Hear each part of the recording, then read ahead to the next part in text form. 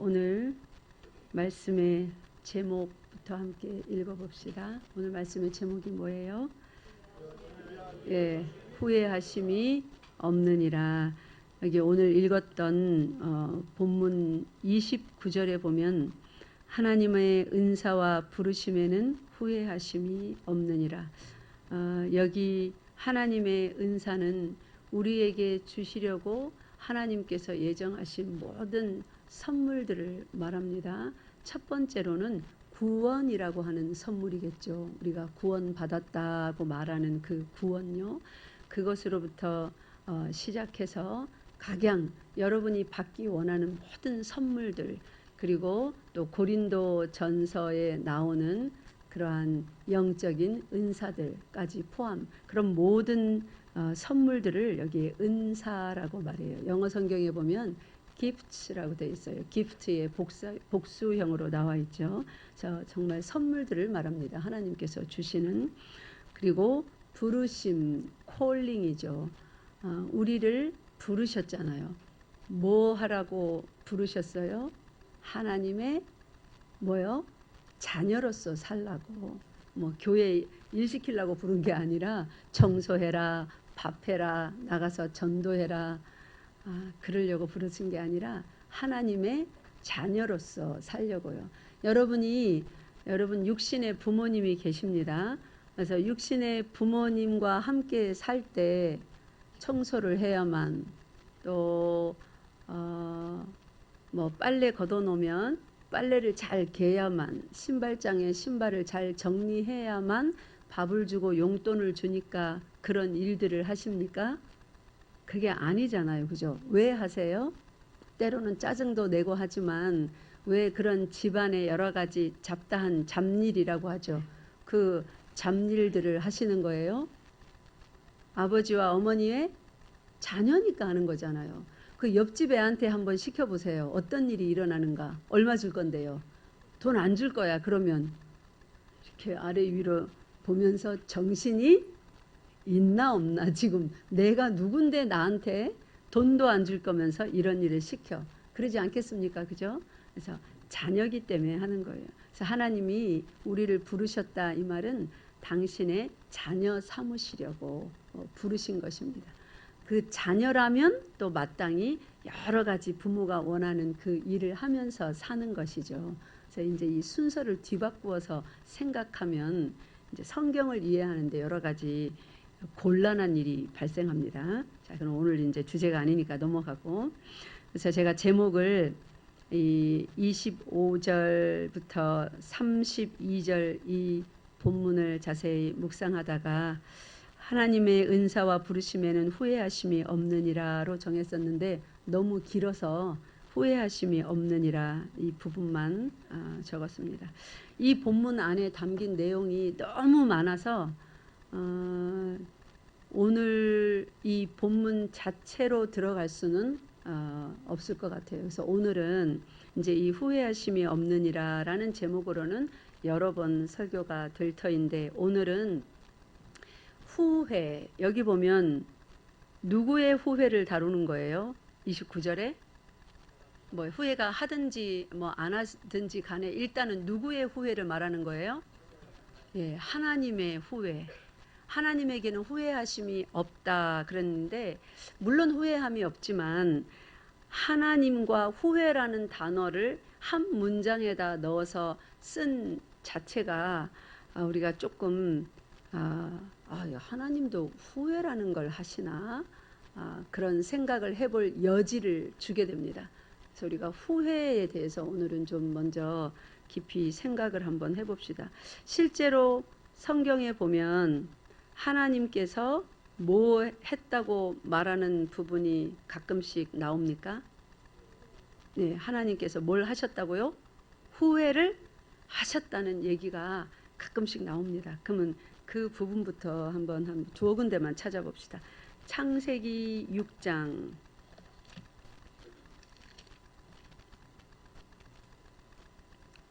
창세기 6장 6절.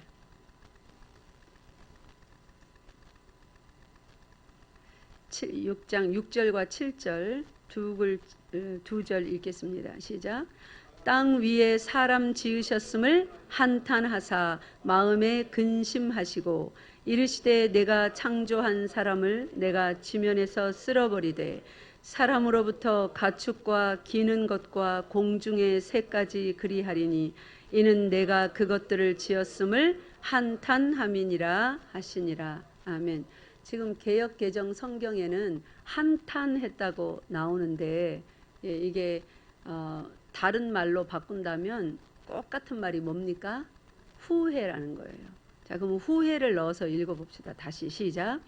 땅 위에 사람 지으셨음을 후회하사 마음에 근심하시고 이르시되 내가 창조한 사람을 내가 지면에서 쓸어버리되 사람으로부터 가축과 기는 것과 공중의 새까지 그리하리니 이는 내가 그것들을 지었음을 후회함이니라 하시니라. 아멘. 하나님이 뭐 한 것을 후회하신대요? 예, 사람 지은 거, 또요 가축, 기는 거, 공중의 새까지 지은 것을 전부 다 후회하신답니다. 그러면 지은 그 날로 한번 가볼까요? 하나님이 뭐라고 하면서 지으셨는지. 창세기 어디 있어요? 1장에 그 말이 있죠. 창세기 1장 1장 어디를 읽냐면 저기 20절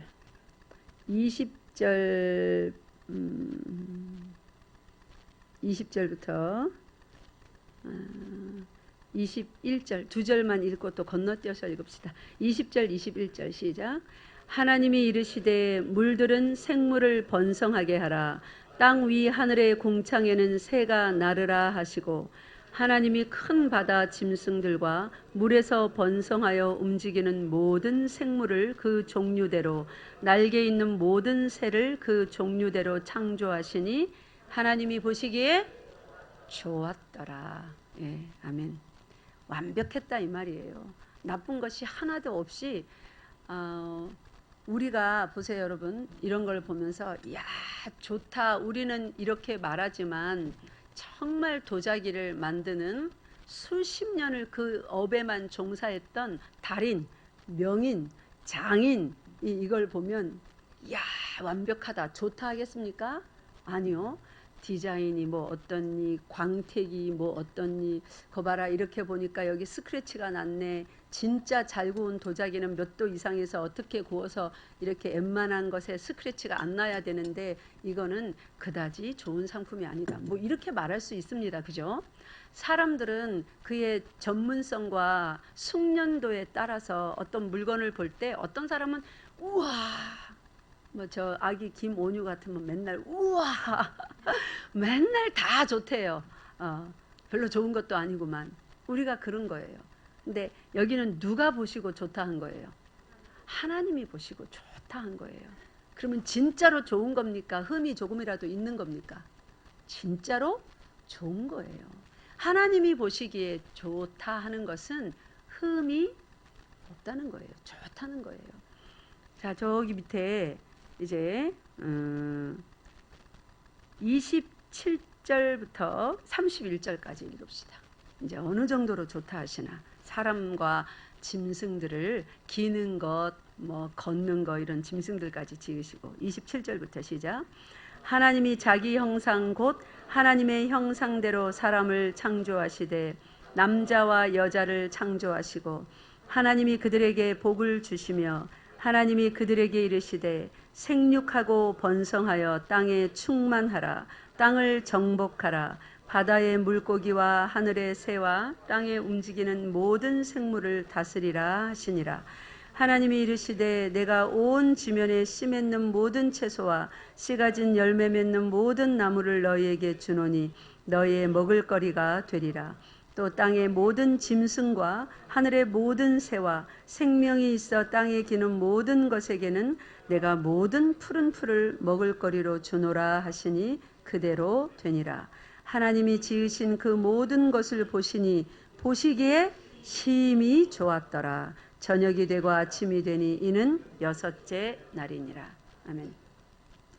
사람까지 다 지으시고 이제 여섯째 날 마지막 날에 다 지으신 모든 것을 이제 움직이며 생명이 있어 코에 호흡하며 기식하는, 코에 호흡으로 사는 생명이 있다 하는 그 존재들은 어디까지냐면 물고기, 공중의 새, 땅에 기는 것, 또 걸어 다니는 것, 뛰어 다니는 것, 그리고 사람, 이런 코에 호흡으로 살아가는 이런 모든 생명이 있는 존재들에게는 푸른 초목을, 나무를, 열매를 먹을거리로 주셨습니다. 자, 이제 그래 그렇게 살아라 하시면서 그거를 다 보시더니 굉장히 흡족해 하셨고, 성경에는 하나님이 친히 감동하여서 모세로 하여금 적게 하신 것이 모세오경이고, 그 첫 번째 책이 뭐예요? 창세기입니다. 그죠? 그러니까 하나님이 친히 모세를 감동하셔서, 성령으로 감동하셔서 하나님의 천지 창조, 당신의 지으신 그 모든 것을 보고 하나님의 심정을 적게 하셨는데 뭐라고 적게 하셨어요? 심히 좋았더라. 그러니까 하나님의 심정을 그렇게 표현하도록 모세를 감동해 주셨어요. 그러니까 이거는 다른 사람이 보고 하나님이 지으셨으니까 하나님이 그렇게 느끼셨을 거야, 말하셨을 거야, 그리고 사람이 적은 게 아니에요. 하나님이 친히 당신의 심정, 당신의 감정 보고 느끼는 그대로, 말씀하시는 그대로 적게 하셨어요. 성령 감동으로. 그래서 모세가 이제 기록을 했는데, 여기에 저녁이 되고 아침이 되니 이는 여섯째 날이니라. 보시기에 심히 좋았더라. 아주 좋은 그런 흠이 없는 상태로, 아무도 죄가 없는 깨끗한 상태로 지으셨습니다. 그랬는데 아까 6장 6절에 와서는, 창세기 지금 1장에서 그렇게 말씀하셔 놓고 1, 2, 3, 4, 5, 6 지금 몇 장째예요?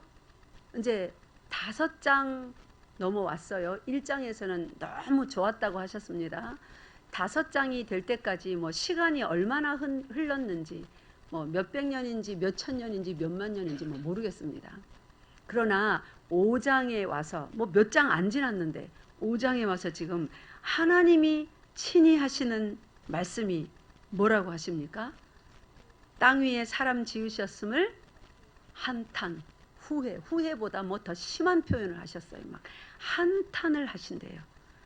그리고 7절에 보니까 내가 창조한 사람을 지면에서 쓸어버리는데, 사람 지은 것만 한탄하는 게 아니라 이 사람으로 말미암아 같이 다 저주받아 타락의 길에 서 있는 가축, 기는 것, 공중의 새까지 전부 다 그렇게 하시겠다고 합니다. 그 이유는 내가 그것들을 뭐 했음을, 지었음을. 자, 내가가 누구예요? 하나님이에요. 그러니까 당신이 지었다는 걸 지금 말씀하시면서 내가 그것들을 지었는데 지금 내가 그 지은 그 자체를 한탄한다, 후회한다. 지금 이렇게 말씀하시는 거예요. 자, 하나님이 후회하시는 거 맞죠? 오늘을 본문에 또 오니까 신약성경 오늘 본문 다시 보세요. 로마서 11장 29절 다시 한번 읽겠습니다. 시작.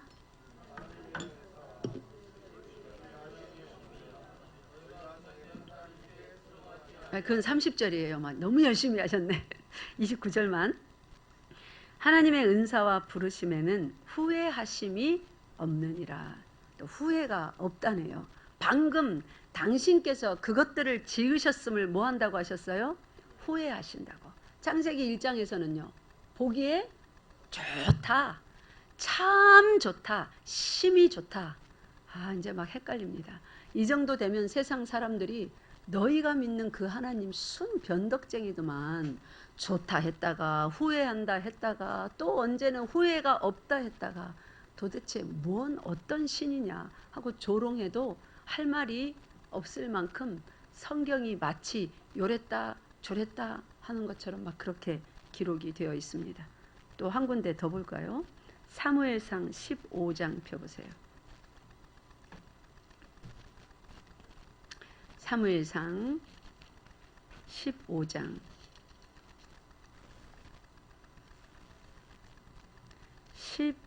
11절 읽겠습니다.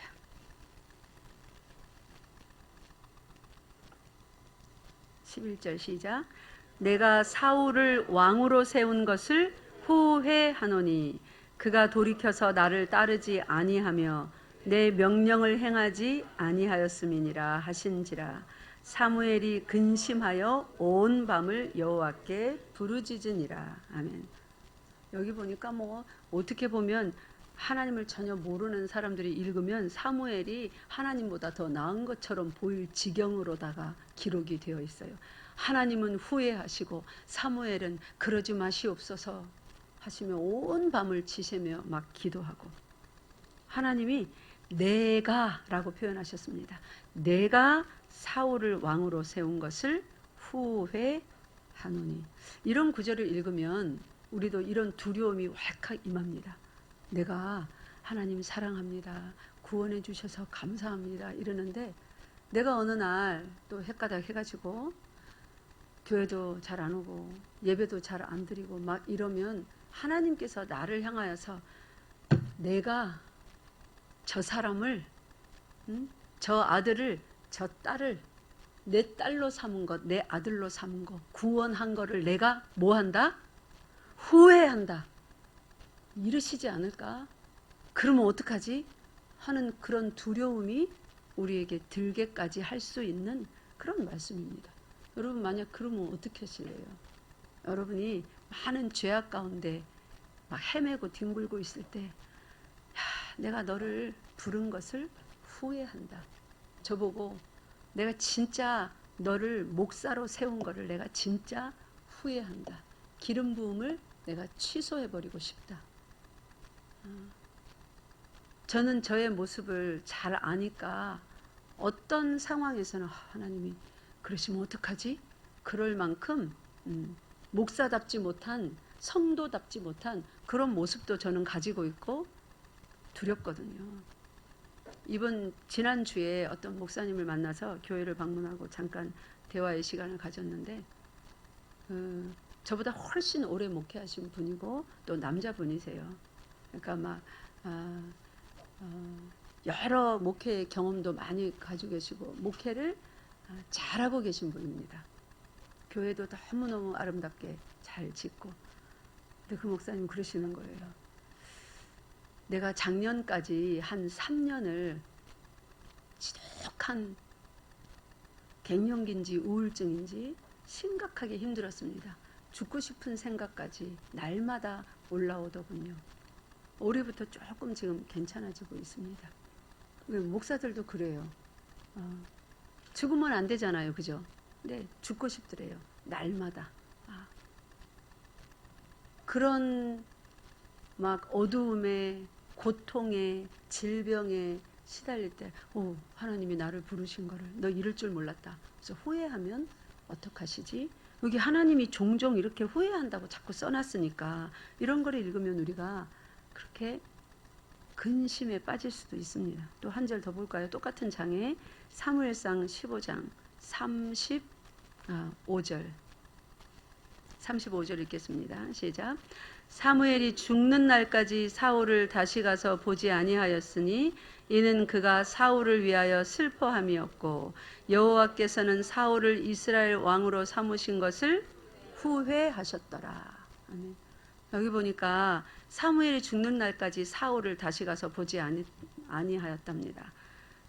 그 이유가 뭐예요? 이는 그가 사울을 위하여 슬퍼해서 그렇게 안 했다 하고, 여호와 하나님께서는 어떻게 하셨대요? 이스라엘 왕으로 삼으신 것을 후회하셨다고.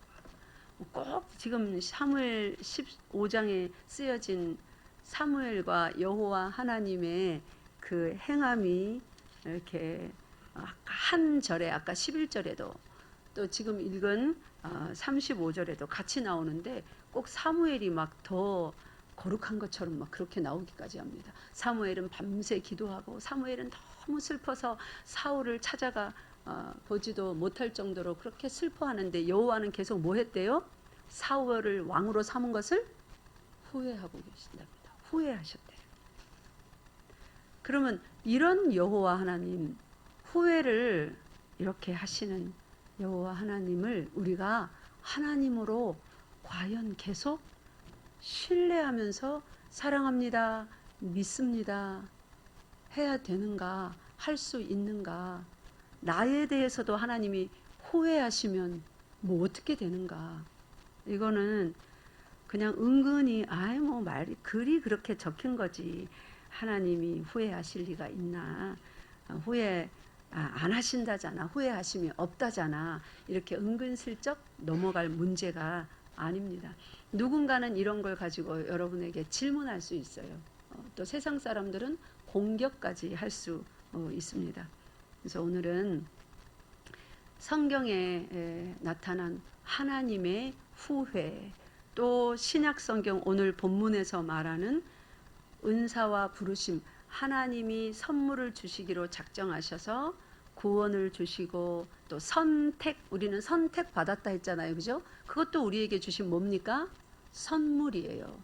우리는 또 하나님의 자녀가 되기로 뭘 받았대요? 예정함을 입었다고 하잖아요, 그죠? 그 예정이 선물이에요. 구원, 선택, 예정, 또 우리가 받기를 원하는 모든 복, 그래서 날마다 기도하죠. 그런 복들, 또 예수 그리스도가 가장 큰 선물이죠. 그래서 그런 선물을 받도록 우리를 자녀로 부르셔서 주셨는데, 우리 여기 구약 성경의 기록을 보니까 이스라엘 백성인데, 그리고 왕까지 하나님이 세우셨는데 후회하신다 합니다. 그 정도가 아니라 지은 모든 것에 대해서 하나님이 후회하신다고 합니다. 그래서 이런 여러 가지 표현들, 이게 성경 말씀입니다. 어디 딴 데서 그렇게 기록한 게 아니라 우리가 오류가 없는 하나님의 신뢰할 수 있는 그런 완전한 말씀으로 믿고 날마다 읽는 성경에 그렇게 기록된 거예요. 그럼 이거를 우리가 어떻게 이해해야 되는가? 지금 이스라엘 백성들의 모습을 보아하니 어떤 모습이냐면, 사도 바울의 눈에 보니까 이스라엘이 예수 그리스도를 계속 거부하고 있습니다. 그죠? 계속 거부하고 있으니 하나님이 마치 이들을 버린 것 같이 그렇게 보일 수 있다는 것을 사도 바울이 감지했습니다. 그래서 9장, 10장, 11장 이스라엘의 구원에 대해서 계속 기록하고 있는데, 11장 첫머리를 어떻게 시작했는지 11장 봅시다. 11장 시작. 그러므로 내가 말하노니, 11장 1절, 그러므로 내가 말하노니 하나님이 자기 백성을 버리셨느냐? 그럴 수 없느니라. 아멘. 내가 사울을 왕 세운 거 후회한다. 내가 이 땅에 모든 걸 지은 거 다 후회한다. 다 죽여버리겠다.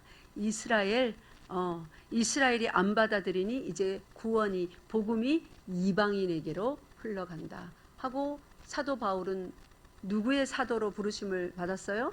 이방인의 사도로. 그래서 이방에 보냄을 받았습니다. 그러니까 마치 이스라엘이 이제 버려진 것 같고, 하나님이 이스라엘을 선택한 것, 그들을 구원하시기로 한 것을 마치 후회하는 것 같은 그러한 하나님의 어떤 행보, 이스라엘의 모습, 그런 것 같이 비칠 수 있습니다. 근데 여기 보니까 그러므로 내가 말하노니 하나님이 자기 백성을 버리셨느냐. 여전히 지금 10장, 9장에서 이스라엘이 지금 마땅치 못한 행동을 보이고 있지 않습니까? 그러니까 하나님이 그들을 버리셨겠느냐? 뭐라고 말합니까? 그럴 수 없느니라. 지금 사도 바울은 이스라엘이 잘못 알고 있는 것, 그리고 이전에 자기가 잘못 알았던 것, 그런 것에 대해서, 그런 어떤 하나님 구원 계획의 전체 교리에 대해서 로마서에서 쓰면서 그럴 수 없느니라는 말을, 이거는 그냥 긍정으로 하나님은 이렇다, 하나님은 이렇다 이렇게 말하는 것보다 그럴 수 없다, 이게 훨씬 강한 긍정입니다. 이런 말을 로마서에서 여러 번 쓰고 있습니다. 그런 부분들을 한번 봅시다. 3장 4절 펴보세요. 로마서 로마서 3장 3절 4절 3절 4절 읽겠습니다. 시작. 어떤 자들이 믿지 아니하였으면 어찌하리요? 그 믿지 아니함이 하나님의 미쁘심을 패하겠느냐? 그럴 수 없느니라. 네, 거기까지만요. 지금 믿음으로만 구원받는 이신득의를 지금 로마서 1장부터 시작해서 그 복음을 설명하면서 1장, 2장, 3장 이제 계속 말해가고 있습니다. 근데 어떤 자들이 믿지 아니하였으면 어찌하리요? 그 믿지 아니함이 어떤 자들이 안 믿어요? 유대인이 안 믿잖아요. 이방인들도 안 믿었잖아요. 근데 하나님은 어떻게 하셨대요? 그들이 믿기도 전에 이미 예정 선택해 넣으셨다고 했습니다. 그러면 그들이 믿지 않음으로 전부 다 믿지 아니하였으면 구원을 못 받는가? 어찌 되겠는가? 믿지 아니함이 하나님의 미쁘심. 하나님의 미쁘심은 뭐라고 배웠습니까? faithful이에요. 하나님은 믿음이 충만하신 가운데 계신 거예요. 그걸 우리는 신실하다 이렇게 표현도 합니다. 하나님은 어떻게 하기로 그리고 이 모든 일이 어떻게 될 것을 이미 결정하셨습니까? 언제? 창조하시기 이전에 이미 결정하셨어요. 누가 하나님의 자녀가 될 것인지, 어떤 과정을 통하여서 그들이 하나님의 자녀가 되든지 될 건지 거기에 대한 하나님의 믿음이 있으셨습니다. 그래서 신실하다, 미쁘다 우리가 이렇게 표현하는데 그 믿지 아니함이 그러니까 사람들이 안 믿는 거예요. 이제 복음을 하나님을 그 믿지 아니함이 누구의 미쁘심을 패하겠느냐 하고 물었어요. 하나님의 미쁘심을, 하나님의 신실하심을, 하나님이 한번 구원해 내시기로 작정하신 그 일을 멈추시겠는가, 변경하시겠는가, 사람들이 안 믿기 때문에 실패하시겠는가? 대답이 뭡니까? 그럴 수 없느니라. 말도 안 된다. 너희들 그래 믿지 마. 발버둥을 쳐봐. 하나님이 작정하신 사람 단 한 사람이라도 놓치는 일이 있는가? 한번 발버둥 쳐봐. 안 믿는다고. 나 오늘부터 부처 믿을래. 절에 가봐. 하나님의 너희들을 향한 그 미쁘심이, 신실하심이 실패하는가? 포기되는가? 변경되는가? 이 말이에요. 하나님의 신실하심은, 하나님의 자녀를 향한 신실하심, 그 미쁘심은 절대로 뭐한다? 실패하지 않는다. 그거 말하는 겁니다. 자, 3장 6절 내려오면 여기 5절에 뭐라고 말했냐면 그러나 우리 불의가 하나님의 의를 드러나게 하면 무슨 말하리요? 내가 사람의 말하는 대로 말하노니 진노를 내리시는 하나님이 불의하시냐? 우리 불의 때문에 하나님이 진노를 내리신대요. 그러면 우리가 불의하게 하면 하나님이 진노를 내리시고 그들이 다 멸망할 것 같은 거예요. 그죠? 그래서 하나님이 불의하시냐? 6절에 뭐라고 합니까? 결코 그렇지 아니하니라. 사람을 구원하는 데 있어서 그 사람을 구원하기로 작정했다고 해서 절대로 그 사람이 무슨 죄를 짓든 말든 하나님이 진노하시지도 않고 벌하시지도 않고 그냥 너는 작정했으니까 구원, 너는 아니니까 뭐 심판 이렇습니까? 아닌 거예요. 구원하시기로 작정하셨어도 그 사람이 죄를 지을 때 하나님이 어떻게 하십니까? 진노하시고 벌도 주시고 막 그러시는 거예요. 그럴 때 하나님이 불의하신가? 아니요. 불의하시다고 할 수 없다고 합니다. 그러니까 하나님은 하나님의 구원의 일을 하심에 있어서 이렇게 하시니까 선하고 저렇게 하시니까 그 선하지 않고 이게 아니라 하나님이 계획하시고 하나님이 일하시는 모든 것은 하나님이 하시기 때문에 뭐하다는 거예요? 선하다라고 성경에서 말씀하고 있습니다. 그 하나님은 미쁘시답니다. 그 하나님은 신실하시답니다. 이제 6장으로 한번 가봅시다. 로마서 6장. 로마서 6장 2절 보세요. 1절 2절 시작. 그런즉 우리가 무슨 말을 하리요? 은혜를 더하게 하려고 죄에 거하겠느냐? 그럴 수 없느니라. 이제 사도 바울이 계속 복음에 대해서 설명하니까 어허 그래 율법 하나도 안 지켜도 예수 믿으면 죄를 다 용서받고 죄가 더 많기 때문에 더 은혜를 많이 받은 거라고? 그러면 죄 많이 더 지어야 되겠네. 이 미련한 백성들아 그것이 아니란다. 그럴 수 없느니라. 그러니까 이제 사람들이 이해하는 하나님과 그분의 구원의 계획 그 말씀을 사람의 방식으로 우리의 생각으로 이해하려 하니 자꾸만 이해를 제대로 못하고 오해하는 일이 상당히 많은 것을 사도 바울이 이제 편지를 적으면서 이렇게 드러내는 거예요. 그게 아니다. 그래서 이렇게 설명하니까 그러면 이렇게 하면 되겠네. 아니 그게 아니라니까. 또 설명해 주니 그러면 이렇다고? 아니 그게 아니라니까.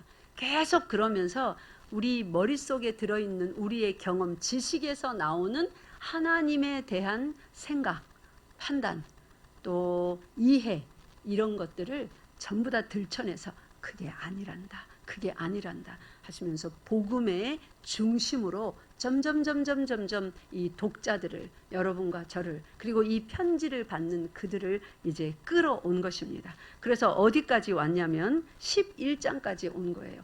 아무도 그의 행위로 구원받지 못하고 이방인도 그렇고 선택을 받았다 하는 유대인들도 마찬가지다. 율법의 행위로는 구원받는 게 아니라 뭐로 받아요? 믿음으로 구원받는 거다 하면서 아직 믿지 않는 이스라엘은 그러면 어쩌나요? 하니까 이스라엘은 어떻게 구원하신다고요? 지난 시간에 우리가 배웠잖아요. 11장 11절에 11장 11절 시작. 그러므로 내가 말하노니 그들이 넘어지기까지 실족하였느냐? 그럴 수 없느니라. 그들이 넘어짐으로 구원이 이방인에게 이르러 이스라엘로 시기나게 하려 함이니라. 이스라엘은 어떻게 구원받는다고요? 그들이 넘어져 있는 동안 구원이 이방인에게 이르렀습니다. 이방인도 하나님의 긍휼의 은혜를 입는 거예요. 그래서 용서함 받고 구원받으니 이스라엘이 시기나게 하여서라도 그들을 구원하시는 하나님의 애초의 구원 계획의 일을 멈추지 않고 그들을 구원하시겠다고 합니다. 시기나게 하신다는 말은 뭘 시기나게 하는 것이냐면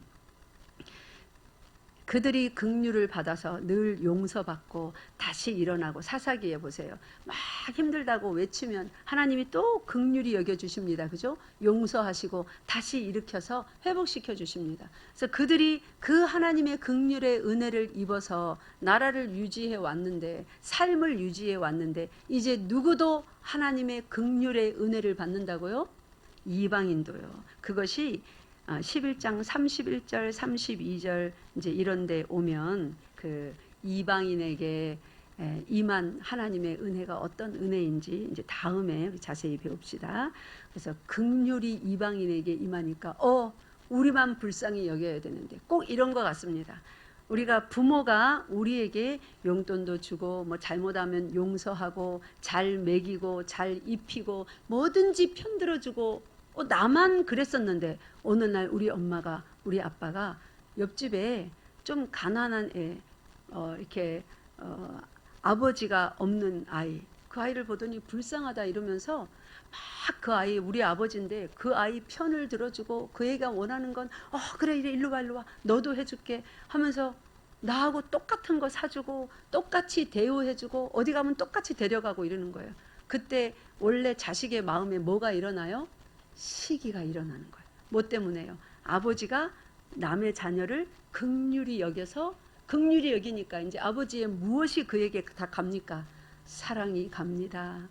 은혜가 갑니다. 아버지의 재력이 그리로 갑니다. 아버지의 관심이 갑니다. 아버지의 마음이 갑니다. 아버지의 뭐가 시간이 또 그 아이에게 갑니다. 나에게만 있어야 되는데 그에게 다 가는 거예요. 그 긍휼이. 그러니까 막 시기가 나는 거예요.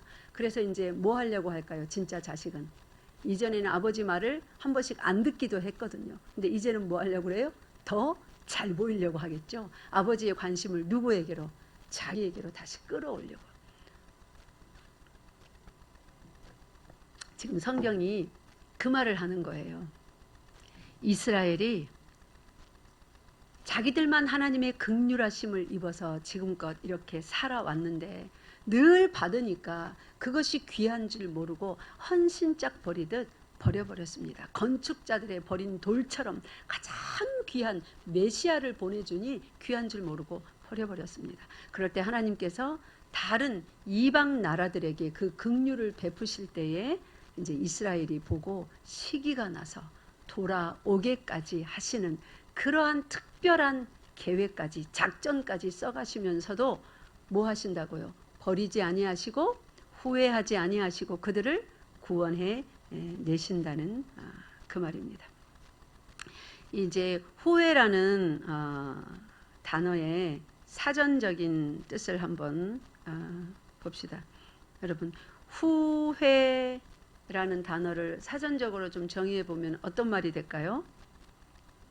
이전의 잘못을 깨치고 뭐 하는 거요?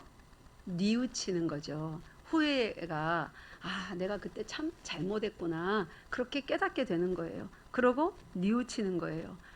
만약에 아까 우리 창세기 6장에서 읽었고 사무엘상 15장에서 읽었던 하나님께서 뭐 하셨다고요? 후회하셨다고 합니다. 내가 후회한다. 사울을 왕으로 세운 거, 이렇게 다 이런 것들을 지은 거 내가 한탄한다, 후회한다. 이거를 사전적인 의미로 한다면 어떻게 하는 거예요? 하나님께서 지난번에 이전에 잘못을 깨닫고 뉘우친다 이런 뜻이 되잖아요. 그런 분이 무슨 뭐예요? 하나님이에요. 말도 안 되죠. 하나님이 어떻게 후회를 하십니까? 그런데 하나님은 후회하신다고요. 후회는 이전의 잘못을 깨치고 뉘우치는 거. 과거에 잘못한 일을 두고두고 생각하면서 뭐 하는 거예요? 한탄하는 행위. 이런 것이 후회한다는 그런 것입니다. 그래서 이전에 자신이 내린 결정이 잘못되었다고 느끼는 어떠한 그런 감정. 내가 그때 그렇게 하지 말았어야 되는데 그건 진짜 잘못했구나.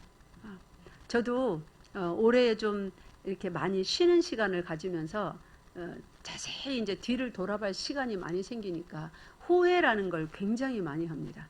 열심히 일할 때는 별로 후회가 없었어요. 열심히 일하느라. 근데 요즘 이제 조금 물러나서 지난 일을 돌아보며 이제 다시금 사역을 위해서 준비하며 생각을 많이 해보니 그때 그 말을 하지 말았어야 되는데, 그때 그 사람을 그때 그렇게 만나지 말았어야 되는데, 그때 그 장소에 안 갔어야 되는데, 그때 그 일을 계획하지 말았어야 되는데 왜 그럴까? 시간이 많으니까 계속 이제 곱씹으면서 뭘 해요? 한탄을 해요. 왜 그랬을까? 그래서 일이 이렇게 됐구나. 뭐 이런 후회하는 일들을 제가 올해에 가장 많이 하고 있습니다. 이런 동일한 방식의 후회를 창세기 6장과 사무엘상 15장에서 하나님이 하셨을까요? 그러면 하나님이 맞아요, 안 맞아요? 그러면 하나님이 아니시죠. 여러분, 소요리 문답 4번에 보여주세요. 소요리 문답 4번에 보면 하나님은 어떤 분이십니까? 하고 나와 있습니다. 제가 질문 읽을 테니까 여러분 답을 읽어보세요. 하나님은 어떤 분이십니까?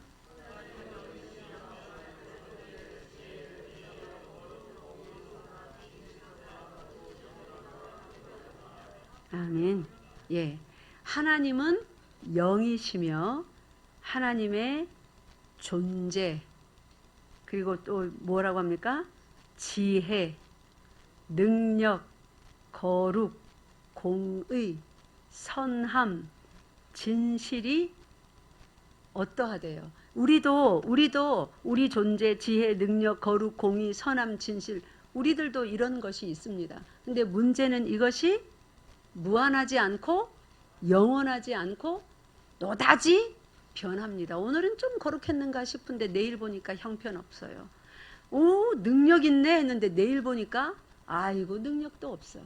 야, 지혜롭다 했더니 내일 보니까 엄청 미련하고 어리석게 행동하고 또 말합니다. 우리도 이런 것이 있는데 우리와 하나님은 천차만별, 하늘과 땅이 먼 것처럼 그렇게 멉니다. 다릅니다. 이런 것이 하나님의 속성인데 우리도 하나님의 형상을 따라 지음 받았으니까 우리도 이런 속성이 있어요, 없어요? 있습니다. 있어요. 근데 다른 것이 있는 거예요. 다른 것이 뭐예요? 하나님은 무한하고 그 다음요 영원하며 그 다음요 불변합니다. 하나님은 다시요. 하나님은 이런 하나님의 존재, 지혜, 능력, 거룩, 공의, 선함, 진실, 우리는 우리 존재도 무한하지 않습니다. 하나님이 우리 속에 들어왔기 때문에 무한하지, 우리 속에서 예수 그리스도 무한하신 그 하나님을 누군가가 훔쳐간다면, 하나님 스스로 거두어 들이신다면 우리는 무한합니까? 영원합니까? 아니에요. 완전한 죽음 가운데로 들어가서 영원히 고통받을 존재일 뿐이죠. 하나님의 형상대로 지음받아서 우리도 우리의 존재가 있고 지혜가 있고 능력, 거룩, 공의, 선함, 진실, 우리도 어느 정도 다 있어요. 근데 하나님과 완전히 다른 점은 뭐냐면, 하나님은 이런 모든 하나님의 속성이, 다시 한번 해보세요. 세 가지로 시작. 무한, 영원, 불변. 다시금요. 이런 하나님의 속성이 세 가지로 어떻다고요? 무한, 영원, 불변. 그런 것이 하나님이신 것입니다. 만약 하나님께서 우리가 후회하듯이 지난번에 일 내가 잘못 결정해서 잘못 생각한 것 같아 그러면서 후회하시면서 내가 앞으로는 그런 잘못을 저지르지 않도록 해야지 이러신다면 우리는 여기 오늘 있을 필요 없어요. 영화 보러 가야죠. 이 날도 좋은데 바닷가 가야죠. 휴가철 다 끝나가는데. 하나님은 그런 분이 아니십니다. 그러면 왜 후회하신다고 그렇게 말씀하셨나? 이 표현은 무엇인가? 구약에 나타난 후회라는 표현은 여러분, 하나님의 뭐 왔다 갔다 변덕스런 그 마음이나 그런 속성이 있다는 것을 표현하는 것이 아니라 인간의 사악함, 악함, 그런 것에 대한 하나님의 슬픔, 분노, 그런 감정을 의인화하여서, 뭐 어떻게 했다고요? 의인화. 그러니까 우리 감정이입한다고 그러죠. 신인 동형론 이렇게 말해요. 또 신인 동성론. 그러니까 하나님과 사람을 동일시하여 그 감정적인 부분에서 그 느끼는 속에 어떤 슬픔, 분노, 이러한 부분에서, 그러면 하나님은 사람에게 왜 슬픔과 분노까지 느끼시는 건가요? 하나님은 원래 슬퍼할 필요가 있으신가요? 슬픔이 그분에게 존재할까요? 아니요. 하나님은 슬픔이 없으십니다. 슬픔이 뭐야? 이러실 분이에요. 분노가 뭐야? 이러실 분이에요. 그런데 하나님께서 인간의 사악함을 보시고 하나님의 슬픔, 분노, 이런 감정을 신인 동성론 또는 신인 동형론, 의인화 하셔서 표현한 문장이 내가 후회한다, 이렇게 표현하는 것입니다. 그러니까 이것은 하나님이 지난번에 내가 그거를 잘못했어, 그러지 말걸, 괜히 그랬어, 우리가 하는 사전적인 의미의 그런 후회를 한다는 것이 아닙니다. 인간의 사악함을 보면서 느끼시는 그 분노와 슬픔의 감정 표현으로 이렇게 기록을 해 주셔서 우리들이 읽을 때에 하나님이 이렇게 아프시구나, 하나님의 슬픔과 그 아픔, 너무너무 많이 아파서 분노까지 이르는 그 아픔을 우리가 알으라고 기록해 주신 표현이지, 하나님은 후회하지 않습니다. 지나간 일을 잘못해서 이렇게 했었어야 되는데 괜히 그랬어, 이렇게 후회하시는 분이 아니에요. 그러면 여기서 한 가지 의문을 우리가 더 풀어가야 돼요. 그럼 후회하지 않는 거는 이제 아시겠죠? 왜 이런 표현을 쓰시는지 아시겠죠? 하나님은 후회함이 없으신 분입니다. 인간의 사악함, 그 악함을 보면서 모든 좋은 것을 다 베풀어 주었어도 끝끝내 하나님께 영광 돌리지 아니하고 썩어 없어져 버릴 것들을 이 막 형상을 만들어 놓고 거기 앞에 절하는 하나님의 영광을 썩어 없어질 그 피조물의 영광과 바꾸어 버린 그 사악함을 보고 슬퍼하시고 분노하셔서 표현한 감정의 표현, 그 어구일 뿐입니다. 그러면 하나님이 왜 슬퍼하시고 그렇게 분노까지 하셔야 될까요? 원래 하나님은 그렇게 하지 않는 분입니다. 완벽한 만족과 즐거움과 행복 가운데 그걸 누구도 해칠 수가 없어요. 그런데 왜 슬퍼하시는 거예요, 하나님이? 네? 하나님이 왜 슬퍼하셔야 돼요? 따라하세요. 사랑하기 때문에. 사랑하기 때문에. 여러분, 지나가다가 어떤 여자가 지나가면서 확 어떤 사람에게 이제 시비가 붙어서 조금 곤란한 일을 겪었어요. 그럴 때 속에서 막 분노가 일어나고 막 엄청나게 슬픔이 밀려옵니까? 아니에요. 그냥 이성적으로 저거 왜 저래? 연약한 여자를 저 남자가 그렇게 판단하잖아요. 그죠? 그래서 내가 좀 도와야 되겠다 싶으면 돕고 뭐 그럴 기분이 아니면 뭔 일이 있는가 보지 하고 그냥 지나가기도 합니다. 근데 그게 내가 사랑하는 내 애인이나 내 아내나 내 딸이라면 어떻게 할까요? 엄청난 분노가 일어납니다. 슬픔이 나옵니다. 그렇잖아요. 그죠? 왜 그런 거예요? 사랑하기 때문에. 하나님께서 사람을 지으시고 아까 1장에 뭐라 그러셨어요? 보시기에 심히 좋았더라. 그 말은 내가 사랑한다 이 말이에요. 사람을 지으시고 사람에게 맡긴 그 모든 움직이는 것들 내가 다 뭐 한다고요? 사랑한다고요.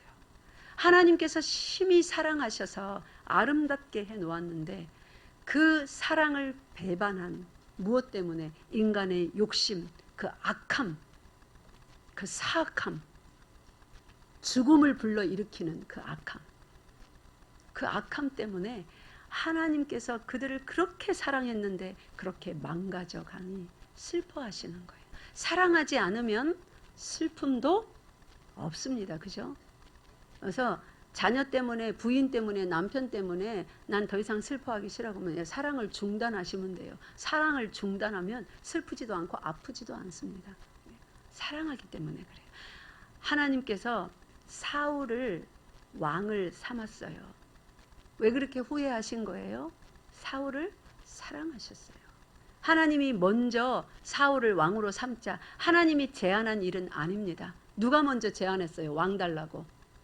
백성들이 먼저 제안했어요.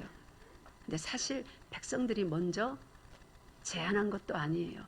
반드시 피조물로서 지음을 받은 인간이 모여서 살면서 나라를 이루고 다른 이방 민족 가운데 섞여 있으면 연약하기에 그러한 요구를 하게 되리라는 것을 누가 먼저 아셨습니까? 하나님이 다 아셨잖아요. 그래서 신명기 17장에 언젠가 너희들 중에서 왕을 세우자고 왕을 요구하는 날이 오면 요러하게 왕을 세워라. 이미 지침을 주셨잖아요. 하나님은 다 아십니다. 그때 그 말 할 걸. 그때 그 말 하지 말 걸. 그 계획 세우지 말 걸. 절대 그렇지 않습니다.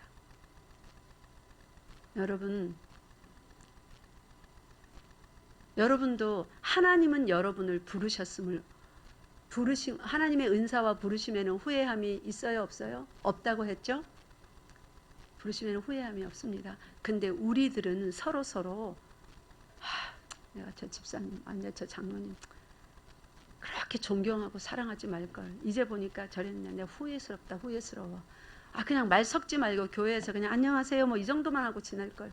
괜히 친하게 지내보려고 그래가지고 괜히 막 관계만 더 어그러졌네. 후회스럽다. 만약에 여러분이 이런 말을 하게 되거나 누군가를 향해서 여러분이 그런 말을 듣거나 해도 여러분 그렇게 슬퍼하지 마십시오. 사람은 후회한다 뭐 어쩐다 많이 말하지만 그 후회한다는 밑바탕에 뭐가 있는 거예요? 사랑이 있는 거예요. 믿습니까? 그래서 우리도 종종 그런 말을 교회 안에서 서로 간에 합니다. 그럴 때 우리를 부르신 분이 누구입니까? 후회가 없으신 하나님이십니다. 믿습니까? 그 후회 없으신 하나님이 우리를 부르시기 전에 뭐라고 말했냐면 나는 알파와 오마이가다. 시작과 또요 끝이다. 처음과 나중이다. 그 말은 이스라엘이 왕을 주세요 할 거를 아브라함 불러낼 때부터 아시는 거예요.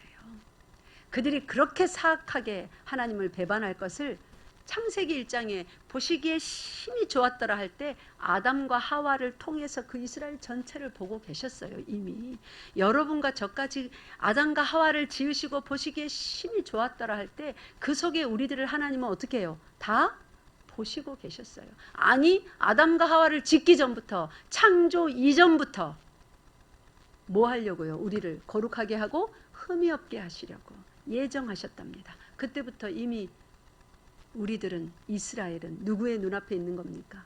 하나님 눈앞에 다 있는 거예요. 다 알고 시작하셨어요.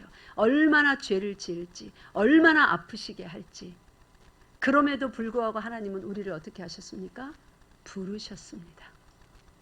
선물을 주시려고 어떻게 해요? 준비하셨습니다. 하나님의 은사와 부르심에는 그 다음에 뭐라고요? 후회하심이 없느니라. 왜 후회를 하냐면 그때 잘못했다 그러지 말걸 이렇게 자신이 잘못했기 때문에도 후회하지만 능력이 없을 때도 후회합니다. 일을 하려고 딱 버려놨는데 그때는 할 수 있을 줄 알았는데 하다 보니까 능력 부족이다. 북한 사람들이 이렇게 말해요. 력 부족이다. 우리 남한 사람들은 어떻게 말해요? 역 부족이다. 능력 부족일 때 후회합니다. 그 일이 잘못돼서가 아니라 좋은 건데 내 능력이 부족이라 더 이상 진행 못하겠어요. 또 후회합니다. 좋기는 좋은 일인데 계속 하면 좋은데 뭐 때문에 후회해요? 마음이 변했어요. 굳이 이렇게 해야 돼? 다 하면 좋긴 좋지만 내 마음이 어떻게 해요? 변심했어요. 능력 부족이라 후회하고 변심해서 후회하고 결혼했어요. 그때는 죽고 못 산다고 사랑한다고 해놓고 결혼해놓고 한 10년 지나니까 결혼하지 말걸. 계속 이렇게 살아도 좋겠지만 안 살아도 혼자 살아도 좋았을 것 같아. 뭐 한 거예요? 변심했어요. 근데 하나님은요. 그분이 계획하신 모든 일에 대해서 그 지혜와 능력과 지식과 그 진실하심이 뭐 하대요? 3가지. 하나님의 특징 시작. 무한하고 영원하며 불변하신다. 그런 하나님에게 여러분과 제가 부름 받았어요. 그분이 우리를 자녀 삼으셨습니다. 아주 먼 옛날에 이 땅 위에 아무것도 없고 깜깜한 흑암만이 있을 때에 성령 하나님께서 그 위에 운행하시며 여러분과 제가 죽을 때까지 어떤 죄 지을 건지 다 아세요. 다 보셨어요. 그럼에도 불구하고 뭐 하셨다고요? 부르셨습니다. 후회하실까요? 후회 없으십니다. 하나님께서 반드시 예수님 닮은 온전하고 거룩한 자들로 어떻게 하시는 거예요? 따라하세요. 빚어내신다. 만들어내신다. 새 창조하신다. 그래서 우리들을 새로운 피조물이라 하시며 오늘도 빚어가고 계십니다. 여러분이 죽을 때쯤 되면 가장 아름답게 빚어져 있을 거예요. 그 빚어내심을 받느라 수고한 여러분의 이렇게 말해서 죄송합니다. 우리 모두의 껍데기 뭐예요? 피부는 어떻게 돼 있어요? 쭈글쭈글 할 겁니다. 많이 쓰면 어떻게 돼요? 쭈글쭈글 낡고 닳죠. 그죠? 그것처럼 하나님께서 우리를 많이 사용해 주셔서 속사람이 가장 온전하게 된 그날 이 겉모습은 가장 쭈글쭈글 할 거예요. 그러나 하나님의 혼전한 아름다운 작품들로서 마지막 호흡을 거칠게 내쉬며 하나님 감사합니다. 찬송하며 하나님 품에 안기게 될 것입니다. 부르신 하나님이 후회하시지 않는데 여러분도 지난날 너무 후회하지 마세요. 제가 올해 후회를 많이 했다 그랬는데 오늘 지금은 시간이 많이 돼서 읽지는 않겠습니다. 그 고린도 후서 7장에 보면 우리에게 주시는 그런 후회가 유익함도 있다고 썼는데 뭐냐면 거룩한 후회, 근심은 뭐하게 한다고요? 따라하세요. 회개. 우리를 회개로 인도합니다. 그래서 올해 제가 후회를 많이 하면서 그렇구나 회개합니다. 또 회개도 많이 했습니다. 그래서 우리가 후회에 머물지 말고 하나님이 인도하시는 대로 거룩한 근심에 휩싸일 때 회개함으로 하나님 앞에 후회하심이 없는 하나님 앞에 가까이 나아가는 여러분 되시기를 바랍니다. 기도하겠습니다. 하나님 아버지 참 감사합니다. 하나님께서 우리를 너무나 사랑하셔서 우리들이 이해할 수 있는 표현으로 하나님의 사랑하시는 거로 일어나는 그 슬픔과 화내심을 내가 후회한다. 내가 이렇게 후회한다. 그렇게 기록까지 하여 주신 것을 깨달았습니다. 그러나 하나님께서 우리를 부르신 그 은사와 부르심에 조금도 후회함이 없으시는, 부르실 그때에 이미 완성된 모습을 갖고 계신 그 완벽하고 무한하고 영원하고 불변하신 하나님이신 것을 배웠습니다. 하나님 안에서 평안한 한 주 되게 하여 주시옵소서. 우리 주 예수 그리스도 이름으로 기도드리옵나이다. 아멘.